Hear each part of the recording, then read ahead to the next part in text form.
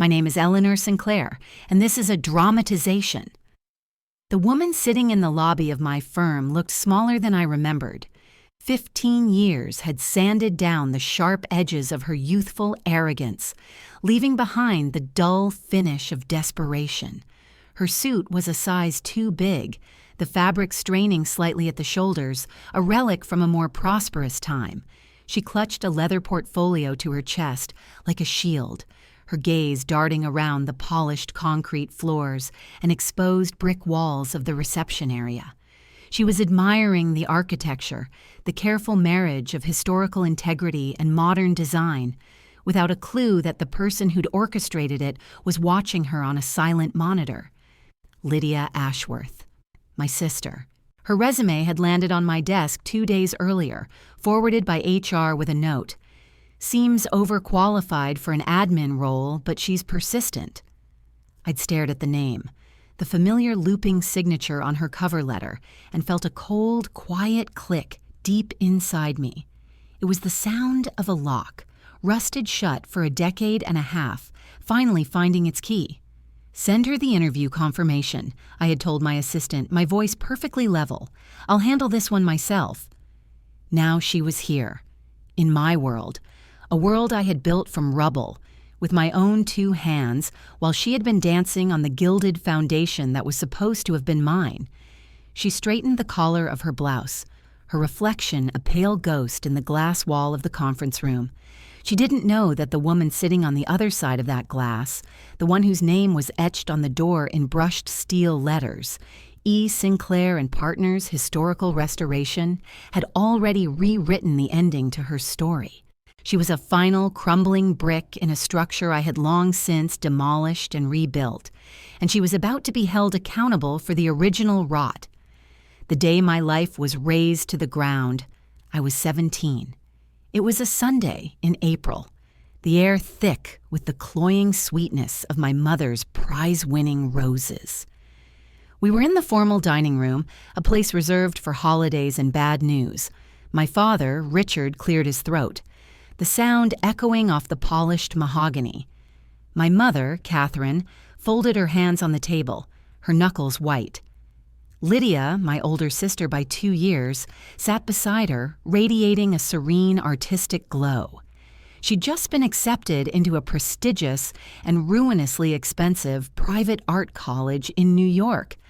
Eleanor, my father began, his voice taking on the gentle, reasonable tone he used before delivering a verdict. Your mother and I have had to make a difficult decision regarding the college funds. I felt a prickle of unease. My fund was my escape plan. It was 4 years at a state university studying architectural engineering. It was a life away from this house, where I was the sensible, reliable, invisible daughter, and Lydia was the brilliant, fragile, captivating one. We've always believed in investing in true talent, my mother said, her eyes fixed on Lydia. And your sister, well, her gift is once in a generation. Lydia preened, a small, knowing smile playing on her lips. She didn't look at me. She never did when she was getting her way. The thing is, honey, my father continued, finally meeting my gaze, Lydia's tuition is substantial. And the materials, the city living, it all adds up. To give her this chance, this incredible opportunity, we've had to consolidate our resources. The words hung in the air. Consolidate. Resources. I knew what he meant. My stomach turned to ice. My fund? I whispered. It's not your fund or her fund, Eleanor, my mother corrected sharply. It's the family's education fund. We are investing it where it will yield the greatest return. An artist of Lydia's caliber is a legacy, an engineer. She trailed off, shrugging delicately, as if the word itself were too plain, too common for her dining room. You're giving it all to her, I said. It wasn't a question. We're giving her the start she deserves, my father said firmly.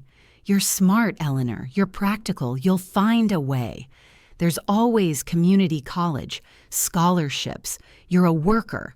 Lydia is a creator. It's different. A worker. That's what I was. The the sturdy, unglamorous draft horse next to their thoroughbred. I looked at Lydia, waiting for her to say something, to protest, to offer to split it, to acknowledge the monumental theft that was happening in her name. She simply picked up her water glass, her fingers long and elegant.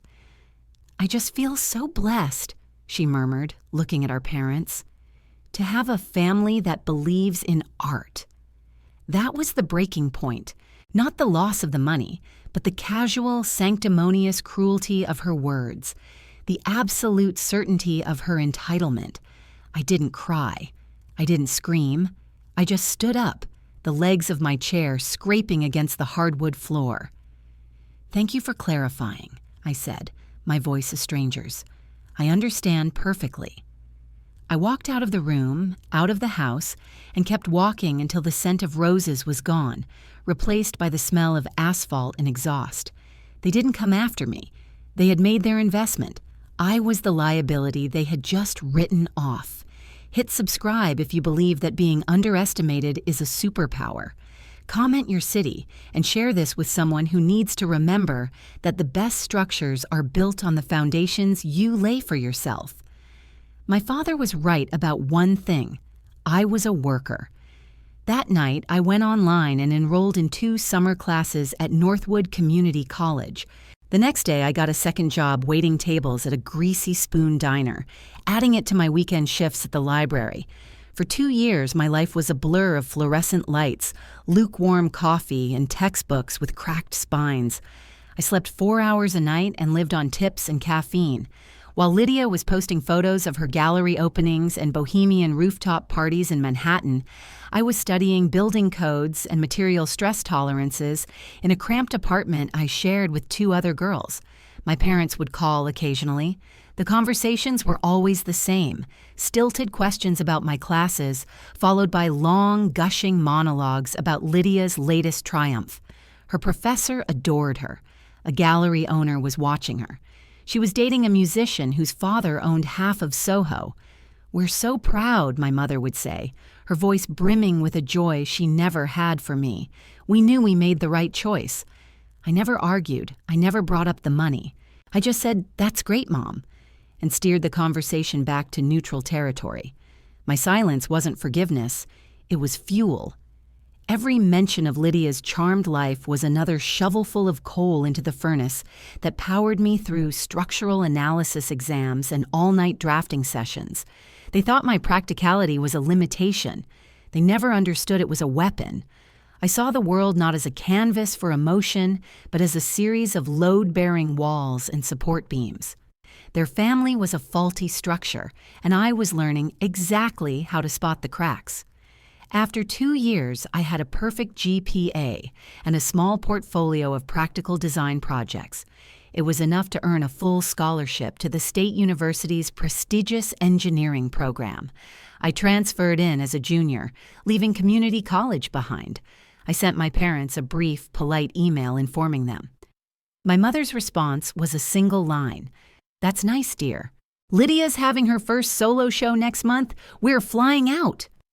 In my junior year, I took a class on historical preservation with a professor named Arthur Henderson. He was a legend in the field, a man who saw old buildings not as relics, but as living stories. He saw something in me that my parents never had. He saw a mind that revered structure, that understood how the past informed the present. He saw my meticulous work, my obsessive attention to detail. "Sinclair," he said to me one day after class, peering over his spectacles at my detailed drawings of a 19th century courthouse facade. "You don't just see the bricks. You see the hands that laid them. You see the stress of 100 winters. Most students see a problem to be solved. You see a history to be honored." He became my mentor. He pushed me harder than anyone ever had, but he also opened doors. He got me a summer internship with a top restoration firm in Chicago. For the first time, I was surrounded by people who spoke my language, who valued the same things I did. I wasn't the practical daughter. I was the promising young engineer. I graduated summa cum laude. My parents didn't attend the ceremony. It was the same weekend as Lydia's artist retreat in Tuscany, an expense they were all too happy to cover. I didn't care. Arthur Henderson was in the front row, beaming. That was the only family I needed. If you're enjoying this story, hit that hype button right now. It's free, takes a second, and helps this video reach more people who need to see it. Now back to the story. The next 10 years were a methodical, relentless climb. I took a job with the firm where I'd interned, starting at the bottom. I spent my days crawling through dusty attics, mapping out crumbling foundations, and analyzing centuries-old timber. I learned the language of decay and the grammar of renewal. I learned how to save things that others had written off as lost causes. My reputation grew. I was the one they called for the impossible projects: the fire-gutted theater, the water-damaged library, the church steeple leaning at a precarious angle. While my colleagues were designing sterile glass and steel boxes, I was breathing life back into forgotten masterpieces. I lived and breathed my work. It was my purpose, my passion, and my quiet, patient revenge. Meanwhile, trickles of news about Lydia would reach me through my parents' annual Christmas card. Lydia had married the musician with the wealthy father. Lydia had a spacious loft studio. Lydia was on the verge of a major breakthrough. Her art was described in vague, lofty terms: postmodern expressionism, deconstructed narrative. The photos showed her smiling, draped in expensive scarves, a glass of champagne always in hand. Her husband, a man named Marcus Ashworth, always looked bored. I cut financial ties with my parents the day I paid off my last student loan, the modest one I'd needed for living expenses my final year. I sent them a copy of the paid-in-full notice in a crisp envelope. No note. I knew they'd understand the message. From then on, our contact dwindled to polite, infrequent emails. 5 years after graduation, I started my own firm, E. Sinclair and Partners. I took Arthur Henderson on as my senior consultant. We started small with a handful of local projects, but our work spoke for itself. We didn't just repair buildings. We restored their souls.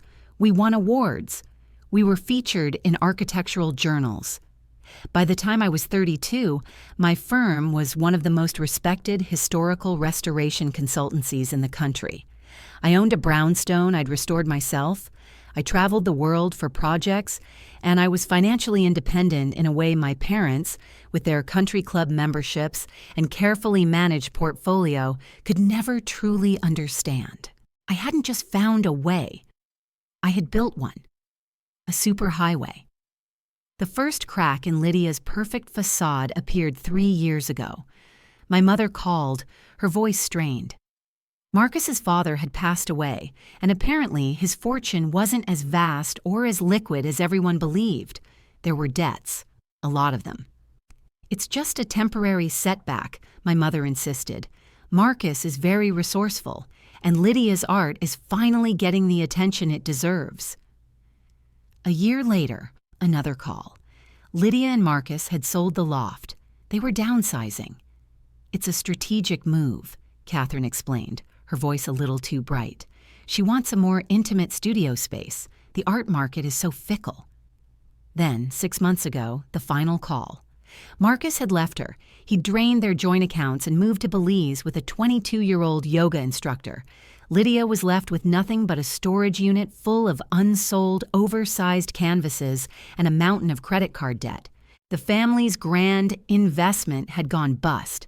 "She's coming home to stay with us for a while," my mother said, her voice finally breaking, "to get back on her feet."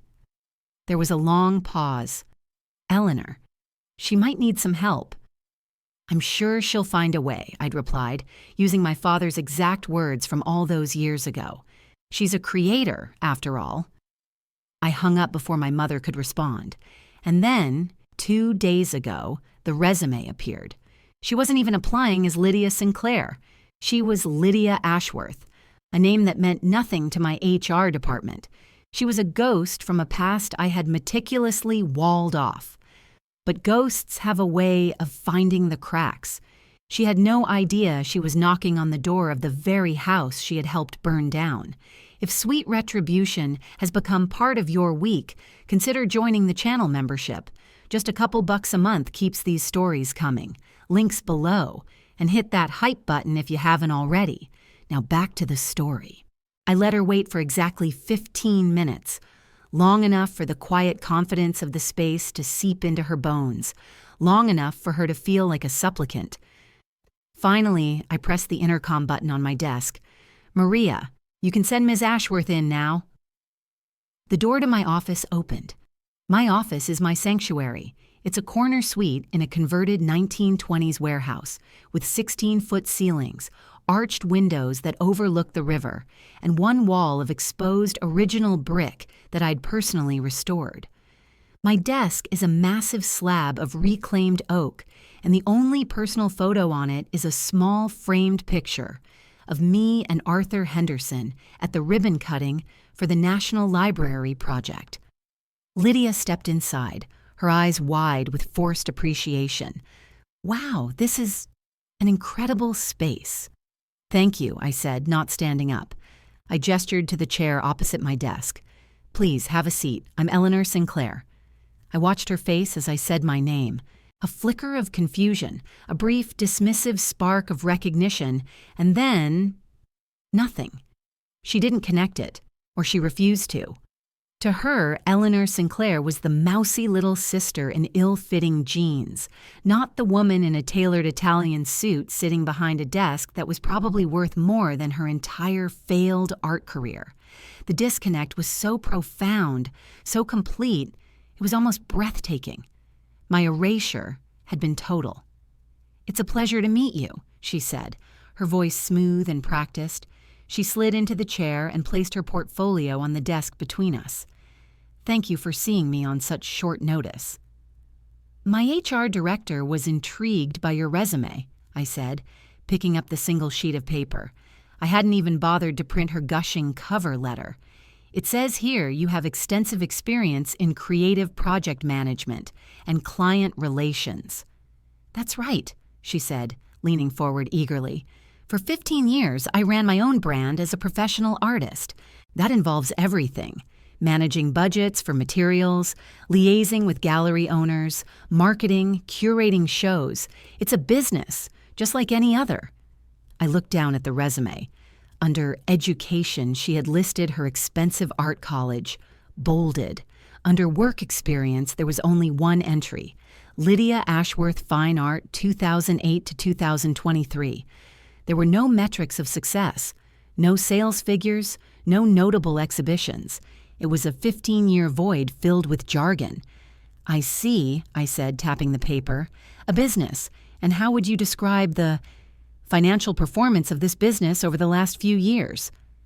A shadow passed over her face. "The art world is notoriously volatile," she said defensively. "It's not always about immediate profit. It's about building a brand, a legacy." "A legacy," I repeated softly. "I'm familiar with the concept. My business is built on them. But the legacies I deal with, the buildings we restore, they have solid foundations. They're built to last. Tell me, Miss Ashworth, what was the foundation of your business?" She blinked, confused by the question. I don't understand." "I mean the initial capital," I clarified, my voice still gentle. "Every business needs a start, an investment. Where did yours come from?" Now she saw the trap. Her eyes narrowed. The practiced smile faltered. For the first time, she was truly looking at me, at my face, my eyes, the set of my jaw, and the recognition was dawning, cold and horrifying. "Eleanor?" she whispered, the name a puff of disbelief. I gave her a small, tight smile. "Hello, Lydia." The color drained from her face. She looked from me to the nameplate on my desk, then back to me. The carefully constructed facade of the confident job applicant crumbled into dust, revealing the desperate, terrified woman beneath. This is your company?" "It is," I said. "I built it, without a family investment. I'm what you might call a worker." I let the word hang in the air between us, heavy and sharp. She flinched as if I'd struck her. "I don't understand," she stammered, shaking her head. How?" I leaned forward, my hands flat on the desk. By working 3 jobs to get through community college. By earning a scholarship my parents didn't have to pay for. By spending 10 years learning a trade, a real, tangible skill, while you were curating your brand. I built this company by understanding that true value isn't in what's given to you. It's in what you build yourself, brick by painful brick, when no one else is watching and no one else believes in you. I picked up her resume again, holding it between my thumb and forefinger as if it were something unclean. You're applying for an administrative assistant position. You'd be answering my calls, scheduling my appointments, filing the blueprints for projects that generate more in a month than your legacy did in a decade. Is that what you want, Lydia? Tears welled in her eyes. Tears of humiliation, of rage, of self-pity. You did this on purpose, she accused, her voice thick. You brought me in here just to humiliate me. No, I said calmly. You humiliated yourself when you decided your gift was worth more than my future. You humiliated yourself when you sat there in silence and let our parents steal my education to fund your fantasy. I didn't bring you here. Your choices did. Your arrogance did. The faulty foundation of your entire life brought you to this chair. I stood up, the interview officially over. This firm, I said, gesturing to the office around me, is a meritocracy. We hire people based on skill, experience, and integrity. You, Ms. Ashworth, possess none of the qualifications we look for. I walked to the door and held it open. The exit is this way. She stared at me, her face a mask of disbelief and fury. For a moment, I thought she might scream, might throw her portfolio at me.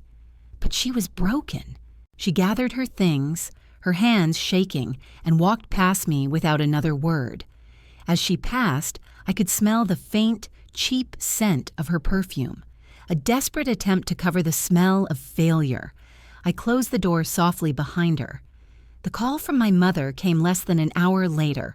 Her voice was a hysterical shriek. How could you, Eleanor? How could you be so cruel to your own sister? She came to you for help. She's family. Family? I asked, my voice dangerously quiet. I was standing at my window, watching the river flow steady and deep below. Was it family when you took my future and handed it to her on a silver platter? Was it family when you told me I was a worker, not a creator, and that I should just find a way? I did find a way, Mother. This is my way. Lydia is not my responsibility. She is the consequence of your bad investment. It wasn't an investment. It was for her future, she sobbed. And what about my future? I countered. Did that ever matter? Or was I just the sensible, boring backup plan? The one who would always be fine, so you never had to worry about her? My father got on the line. Eleanor, that's enough. Your sister is in a fragile state. After everything we've done for you, I laughed. A short, sharp, humorless sound. Everything you've done for me? You did nothing for me. You abandoned me. The best thing you ever did for me was cut me off. You forced me to build my own foundation instead of relying on the cracked one you provided. You wanted to invest in a legacy? Well, look around. This company, these buildings we save, this is my legacy, and you have no claim on it. We are your parents, he said, his voice trembling with rage. Biologically, yes, I conceded. But my success has no parents. It was an orphan. I raised it myself. I ended the call and blocked both of their numbers. The silence that followed was profound. It was the silence of a structure finally settling after a long overdue demolition. The weak parts were gone. Only the strong frame remained. Thank you for watching this story about a woman who rebuilt her life after her family wrote her off. Family betrayal cuts deep, but you don't have to face it alone. Support exists. Sometimes the strongest thing you can do is document the truth and build a future they can't touch. Subscribe to Sweet Retribution, hit that hype button to boost this video, and if you want to support what we do, the membership link is below. Share this with everyone who needs to remember that some people rebuild stronger than they were ever broken. It's been a year. I haven't spoken to my parents or Lydia since that day. I heard through a cousin that Lydia is working as a cashier at a craft store, living in our old childhood bedroom in my parents' house. The three of them are trapped together in the monument to their bad decisions. I feel nothing about it. Not pity, not triumph. Just a quiet, settled peace. This morning I stood on the scaffolding of our latest project, the Grand Municipal Library, a glorious Beaux-Arts building that had been slated for demolition. We fought for 2 years to save it. We reinforced the foundation, restored the intricate plasterwork, and uncovered a stunning vaulted ceiling that had been hidden by a drop-tile ceiling for 50 years. My mentor, Arthur Henderson, stood beside me, his hand resting on a newly restored marble column. "You know," he said, his voice full of warmth, "most people would have looked at this place and seen only the rot. You saw the bones. You always see the bones." I looked out through the grand arched window at the city skyline, a landscape of glass and steel I had no interest in building. I preferred the past. I preferred saving things of value that others had discarded. My parents once told me they were making an investment in a legacy. They were right. They invested in my resilience, my independence, and my freedom from them. And it paid dividends they could never comprehend.